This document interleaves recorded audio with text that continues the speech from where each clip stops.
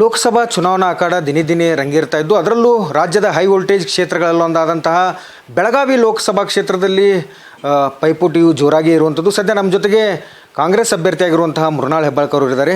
Sir, ಈಗಾಗಲೇ ನೀವು ಅಖಾಡಕ್ಕೆ ಇಳಿದು ಪ್ರಚಾರ ಆರಂಭಿಸಿ ಒಂದು 15 ದಿನ ಕಳೀತಾ ಬಂತು, ಇನ್ನೇನು 15 ದಿನ ಬಾಕಿ ಇದೆ.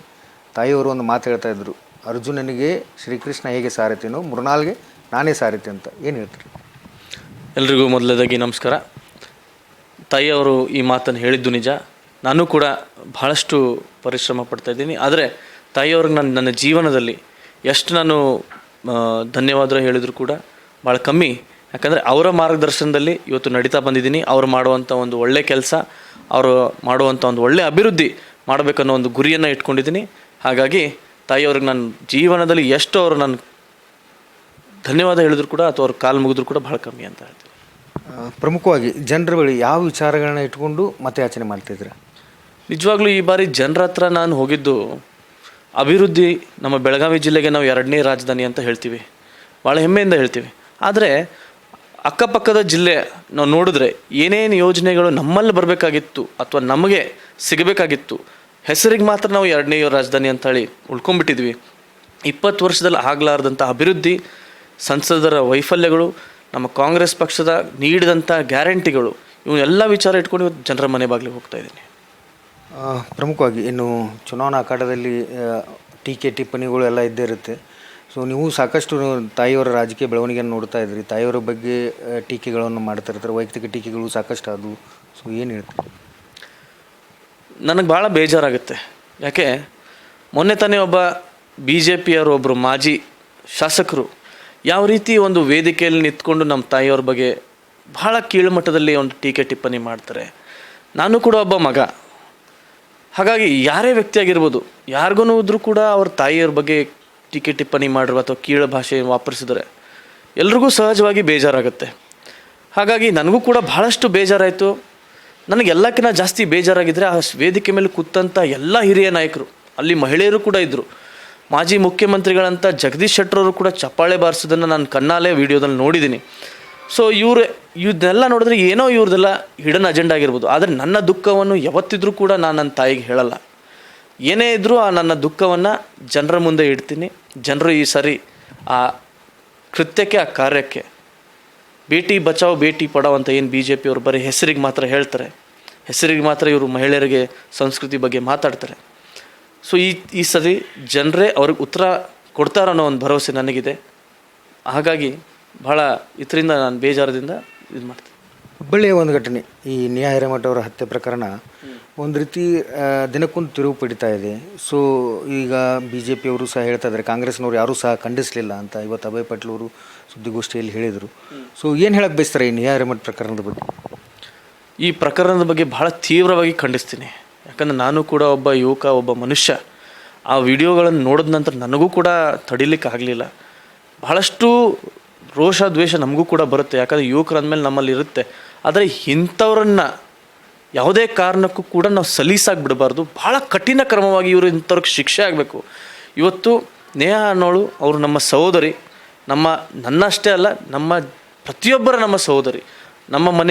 ನಮ್ಮ ಮನೆಯಲ್ಲೂ ಕೂಡ ಇವತ್ತು ಹೆಣ್ಮಕ್ಳಿದ್ದಾರೆ, ಬಹಳಷ್ಟು ಹೆಣ್ಮಕ್ಳು ಕೂಡ. ಪ್ರತಿಯೊಬ್ಬರನ್ನು ರಕ್ಷಣೆ ಮಾಡುವಂಥ ಕರ್ತವ್ಯ ಇದು ನಮ್ಮ ಕರ್ತವ್ಯ, ನಮ್ಮ ಭಾರತೀಯ ಸಂಸ್ಕೃತಿ. ಹಾಗಾಗಿ ಇಂಥ ಕೃತ್ಯ ಒಸಗಿದಂಥ ಪ್ರತಿಯೊಬ್ಬರಿಗೂ ಕೂಡ ಕಾನೂನಿನಲ್ಲಿ ಭಾಳ ಕಠಿಣವಾದಂಥ ಶಿಕ್ಷೆ ಆಗಬೇಕು. ಹಾಗಾಗಿ ಆ ಶಿಕ್ಷೆಗೆ ನಾನು ಬಹಳ ಒತ್ತಿನಿಂದ ಆಗ್ರಹ ಮಾಡ್ತೀನಿ. ಮತ್ತು ಸ್ವಲ್ಪ ಜನರಿಗೆ ನಾನು ಒತ್ತಾಯನೂ ಕೂಡ ಮಾಡ್ತೀನಿ, ಈ ಥರ ರಾಜಕಾರಣ ಮಾಡೋದು ಭಾಳ ತಪ್ಪಾಗುತ್ತೆ. ಈಗ ಮತ್ತೊಂದು ಏನಂತಂದರೆ, ಜಗದೀಶ್ ಶೆಟ್ಟರ್ ಅವರು ಏನು ಲೋಕಲ್ ವಾರ್ ಏರ್ಪಟ್ಟಿತ್ತು. ಜಗದೀಶ್ ಶೆಟ್ಟರ್ ಅವರು ಬೆಳಗಾವಿಯವರೆಲ್ಲ ಅಂಥೇಳೆಲ್ಲ ಬರ್ತಾಯಿತ್ತು. ಈಗ ಅವ್ರ ಅಡ್ರೆಸ್ ಅಂತಂದರೆ ಬೆಳಗಾವಿನೇ, ಅವ್ರು ಸುರೇಶ್ ಅಂಗಡಿ ಅವ್ರ ಮನೆಯೇ ಅವ್ರ ಅಡ್ರೆಸ್ ಅಂತ ಬಾಲಚಂದ್ರ ಜಾರಕಿಹೊಳಿ ಅವರು ಹೇಳಿದರು. ಸೊ ಏನು ಹೇಳ್ತೀರಿ ಅಂತ? ಯಾವತ್ತೂ ಕೂಡ ಬೀಗರ ಮನೆ ಸ್ವಂತ ಅಡ್ರೆಸ್ ಆಗ್ಲಿಕ್ಕೆ ಸಾಧ್ಯ ಇಲ್ಲ. ಇವತ್ತು ಅವ್ರು ಯಾವುದೇ ಒಂದು ಭಾಷಣ ಮಾಡಿದ್ರು ಏನು ಮಾಡ್ತಾರೆ, ಸುರೇಶ್ ಅಂಗಡಿ ಅವರು ಅದನ್ನು ಮಾಡಿದ್ರು, ಸುರೇಶ್ ಅಂಗಡಿ ಅವರು ಇದನ್ನು ಮಾಡಿದ್ರು. ಆದರೆ ಇವರು ಸ್ವಂತ ಮಾಜಿ ಮುಖ್ಯಮಂತ್ರಿಗಳು, 2 ಬಾರಿ ಬೆಳಗಾವಿ ಜಿಲ್ಲೆಗೆ ಉಸ್ತುವಾರಿ ಸಚಿವರಾದಂಥವ್ರು, ಇಂಡಸ್ಟ್ರಿಯಲ್ ಮಿನಿಸ್ಟರ್ ಆದಂಥವ್ರು.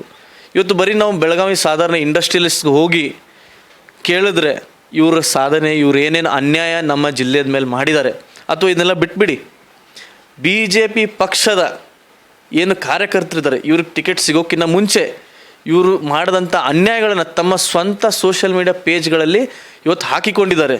ಹಾಗಾಗಿ ನನಗಂತೂ ಅನಿಸುತ್ತೆ, ಸುಮ್ಮನೆ ಬೀಗರ ಹೆಸರು ಹೇಳಿ ಅಲ್ಲಿ ಅಡ್ರೆಸ್ ತೋರಿಸೋಕ್ಕಿಂತ ನಿಮ್ಮ ವ್ಯವಸಾಯ ಬೆಳಗಾವಿಯಲ್ಲಿದೆಯಾ, ನಿಮ್ಮ ಹೋಟೆಲ್ಗಳು ಬೆಳಗಾವಿಯಲ್ಲಿದೆಯಾ, ನಿಮ್ಮ ರಿಲೇಷನ್ಗಳು ಯಾರಾದರೂ ಬೆಳಗಾವಿಯಲ್ಲಿದೆಯಾ, ಇದನ್ನೆಲ್ಲ ಸೈಡ್ಗಿಡೋಣ. ನಿಮ್ಮ ಆಧಾರ್ ಕಾರ್ಡ್ ಅಡ್ರೆಸ್ ಬೆಳಗಾವಿಯಲ್ಲಿದೆಯಾ ಅಥವಾ ಇದನ್ನೆಲ್ಲ ನಾವು ಯೋಚನೆ ಮಾಡಬೇಕಾಗುತ್ತೆ. ಹಾಗಾಗಿ ಅದನ್ನು ಮಾತಿನಲ್ಲಿ ಹೇಳಿದ್ರೆ ಆಗಲ್ಲ. ಈ ಬಾರಿ ಬೆಳಗಾವಿ ಜಿಲ್ಲೆಯವರು ಭಾಳ ಪ್ರಬುದ್ಧ ಮತದಾರರಿದ್ದಾರೆ. 100% ಬೆಳಗಾವಿ ಮನೆ ಮಗನ್ನ ಸ್ವೀಕಾರ ಮಾಡಿ ಅವನ್ನ ಆರಿಸ್ತಾರಂತ ಹೇಳ್ತಾರೆ. ಬೆಳಗಾವಿ ಜಿಲ್ಲೆಯ ಸ್ವಾಭಿಮಾನದ ಚುನಾವಣೆ. ಹಾಗಾಗಿ ಇದು ನನ್ನ ಏನು ಗೆಲುವಿದೆ, ಬೆಳಗಾವಿ ಮನೆ ಮಗ ಮೃಣಾಲ್ ಹೆಬ್ಬಾಳ್ಕರ್ನ ಗೆಲುವು ಬೆಳಗಾವಿ ಅಸ್ಮಿತೆಯ ಗೆಲುವಾಗಲಿ ಅಂತ ಹೇಳಿಕ್ಕೆ ಬಯಸ್ತೀನಿ. 8 ವಿಧಾನಸಭಾ ಕ್ಷೇತ್ರಗಳಲ್ಲಿ ಈಗಾಗಲೇ ಸಂಚಾರ ಮಾಡಿದ್ದಾರೆ, ಒಂದು ಸುತ್ತಿನ ಸಂಚಾರವನ್ನು ಮಾಡಿದ್ದಾರೆ. ಸೊ ಯಾವ ರೀತಿ ಪರಿಸ್ಥಿತಿ ಇದೆ? ಸೊ ಜನರ ರೆಸ್ಪಾನ್ಸ್ ಯಾವ ರೀತಿ ಇದೆ? ಈ ಬಾರಿ ಹೆಚ್ಚಿನ ಸಂಖ್ಯೆಯಲ್ಲಿ ಯುವಕರು ಬರ್ತಾ ಇದ್ದಾರೆ. ಹೆಚ್ಚಿನ ಸಂಖ್ಯೆಯಲ್ಲಿ ಇವತ್ತು ನಾನು ನೋಡಿದ ಪ್ರಚಾರದಲ್ಲಿ ಹೋದಾಗ ಯುವಕರು ಸಂಖ್ಯೆ ಜಾಸ್ತಿ ಇದೆ, ಅದರ ಜೊತೆಗೆ ಮಹಿಳೆಯರು ಕೂಡ ಸಂಖ್ಯೆ ಜಾಸ್ತಿ ಇದೆ. ಹಾಗಾಗಿ ಇವತ್ತು ಬದಲಾವಣೆ ಗಾಳಿ ಬೀಸ್ತಾ ಇದೆ. 20 ವರ್ಷದಲ್ಲಿ ಆಗದಂಥ ಅಭಿವೃದ್ಧಿಗಳನ್ನು ಜನ ಭಾಳ ಬೇಸತ್ತು ಹೋಗಿದ್ದಾರೆ. ಜನ ಏನು ನಿರೀಕ್ಷೆನ ಇಟ್ಟಿದ್ರು, ಯಾವ ರೀತಿ ಇವರು ಯೋಜನೆಗಳನ್ನು ತರ್ತಾರೆ ಅಂತ ಏನು ನಿರೀಕ್ಷೆ. ಈಗ ನೀವು ಇನ್ನೂ ಕೂಡ ಗ್ರಾಮೀಣ ಪ್ರದೇಶದಲ್ಲಿ ನೀವು ಹೋಗಿ ಕೇಳಿದ್ರೆ ಇನ್ನೂ ಕೂಡ ಜನರಿಗೆ ಕೇಂದ್ರ ಸರ್ಕಾರದ ಯೋಜನೆಗಳ ಮಾಹಿತಿ ಇಲ್ಲ. ಆಯುಷ್ಮಾನ್ ಕಾರ್ಡ್ ಬಗ್ಗೆ ಇವರು ಮಾತಾಡ್ತಾರೆ. ಆಯುಷ್ಮಾನ್ ಕಾರ್ಡ್ ಯಾಕೆ ಕೋವಿಡ್ನಲ್ಲಿ ಯೂಸ್ ಆಗಲಿಲ್ಲ? ಉಜ್ವಲ ಸ್ಕೀಮ್ ಬಗ್ಗೆ ಮಾತಾಡ್ತಾರೆ. ಇವರು ಪ್ರಧಾನಮಂತ್ರಿ ಗ್ರಾಮ ಸಡಕ್ ಯೋಜನಾ ಮಾತಾಡ್ತಾರೆ. ಮನೆಗಳು ಕೊಡೋದ್ರ ಬಗ್ಗೆ ಮಾತಾಡ್ತಾರೆ. ಭಾಳಷ್ಟು ಯೋಜನೆಗಳ ಬಗ್ಗೆ ಮಾಹಿತಿ ಕೂಡ ಇನ್ನೂ ಗ್ರೌಂಡಲ್ಲಿ ಇಂಪ್ಲಿಮೆಂಟ್ ಆಗಿಲ್ಲ. ಸೊ ಇದರಲ್ಲೆಲ್ಲೋ MP ಗಳಾದಂಥವರು ವೈಫಲ್ಯ ಆಗಿದ್ದಾರೆ, ಅನ್ಸಕ್ಸಸ್ಫುಲ್ ಆಗಿದ್ದಾರೆ.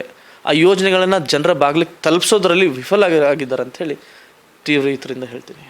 ಮತ್ತೊಂದೆಡೆ ವಿಪಕ್ಷದವರು, ವಿರೋಧಿಗಳು ಒಂದು ಟೀಕೆ ಮಾಡ್ತಾರೆ. ಅವ್ರ ಮನೆಯಲ್ಲಿ ಈಗಾಗಲೇ ಒಬ್ಬರು ಶಾಸಕರಿದ್ದಾರೆ, ಒಬ್ಬರು MLC ಇದ್ದಾರೆ, ಒಬ್ಬರು MP ಕುಟುಂಬ ರಾಜಕಾರಣ ಮಾಡ್ತಾ ಇದ್ದಾರೆ ಅನ್ನೋ ಮಾತುಗಳನ್ನು ಹೇಳ್ತಾರೆ. ಸೊ ಅವರಿಗೆ ಏನು ಹೇಳಕ್ಕೆ ಬಯಸ್ತೀರಾ?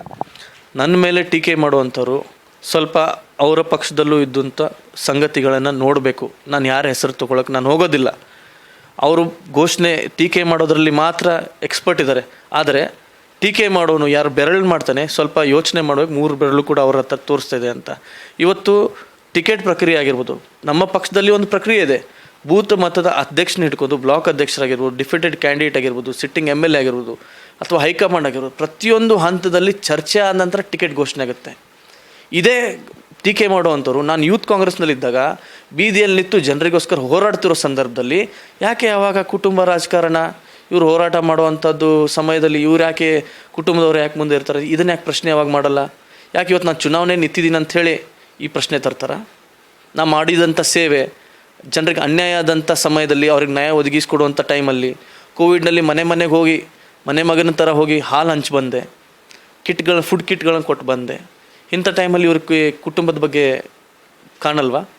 ಹಾಗಾಗಿ ಇವರು ಟೀಕೆ ಮಾಡೋರು ಬರೀ ಟೀಕೆ ಮಾಡುವಂಥ ಸ್ಥಾನದಲ್ಲಿರ್ತಾರೆ. ಅವ್ರ ಬಗ್ಗೆ ನಾನು ಜಾಸ್ತಿ ಮಾತಾಡೋಕೆ ಹೋಗಲ್ಲ. ಆದರೆ ನನ್ನ ಕರ್ತವ್ಯ ಏನು, ಜನ ಸೇವೆ ಮಾಡುವಂಥದ್ದು, ಸೇವೆ ಮಾಡ್ತಾ ಇದ್ದೀನಿ. ಕೊನೆಯದಾಗಿ ಬೆಳಗಾವಿಯ ಜನರಿಗೆ, ಬೆಳಗಾವಿ ಲೋಕಸಭಾ ಕ್ಷೇತ್ರದ ಜನರಿಗೆ ಏನು ಹೇಳಕ್ಕೆ ಬಯಸ್ತಾರೆ? ಬೆಳಗಾವಿ ಲೋಕಸಭಾ ಕ್ಷೇತ್ರದ ಜನರಲ್ಲಿ ಕೈ ಮುಗಿದು ತಮ್ಮ ಪಾದ ಮುಟ್ಟಿ ಇಷ್ಟೇನ ಕೇಳಲಿಕ್ಕೆ ಬಯಸ್ತೀನಿ. ಇದು ನಮ್ಮ ಸ್ವಾಭಿಮಾನ ಚುನಾವಣೆ. ಈ ಚುನಾವಣೆಯಲ್ಲಿ ಬೆಳಗಾವಿಯ ಮನೆ ಮಗನ್ನ ಬೆಳಗಾವಿಯ ಜನರು ಕೈ ಹಿಡಿತಾರೆ ಅನ್ನೋ ಒಂದು ವಿಶ್ವಾಸ ಇದೆ. ಪ್ರತಿಯೊಬ್ಬರಲ್ಲೂ ಮನವಿ ಮಾಡ್ತೀನಿ, 20 ವರ್ಷ ಆದಂಥ ಅನ್ಯಾಯ ಭಾಳ ಆಯಿತು. ಈ ಬಾರಿ ಬದಲಾವಣೆ ಆಗಲಿ, ಬದಲಾವಣೆ ಗಾಳಿ ಬೀಸ್ತಾ ಇದೆ. ತಮ್ಮ ಮನೆ ಮಗನ ಈ ಬಾರಿ ಒಂದು ಅವಕಾಶ ಕೊಟ್ಟು ಆರಿಸ್ಕೊಡಿ ಅಂತ ಹೇಳಿಕ್ಕೆ ಬಯಸ್ತೀನಿ. ಇದಿಷ್ಟು ಮೃಣಾಲ್ ಹೆಬ್ಬಾಳ್ಕರ್ ಅವರು ಹೇಳುವಂಥ ಮಾತು. ಬೆಳಗಾವಿಯಲ್ಲಿ ಬದಲಾವಣೆ ಗಾಳಿ ಬೀಸ್ತಾ ಇದೆ. ಬೆಳಗಾವಿ ಅಸ್ಮಿತೆ ಮತ್ತು ಬೆಳಗಾವಿಯ ಸ್ವಾಭಿಮಾನದ ಪ್ರಶ್ನೆ. ಹೀಗಾಗಿ ಬೆಳಗಾವಿ ಮನೆ ಮಗನನ್ನು ಜನ ಬೆಂಬಲಿಸ್ತಾರೆ ಎಂಬ ವಿಶ್ವಾಸವನ್ನು ವ್ಯಕ್ತಪಡಿಸ್ತಾ ಇರುವಂಥದ್ದು. ಕ್ಯಾಮ್ರಾಮನ್ ಮಹೇಶ್ ಜೊತೆ Mahantesh Kurubet, North First, Belagavi. North First, ಉತ್ತರ ಕರ್ನಾಟಕದ ಆವಾಜ್.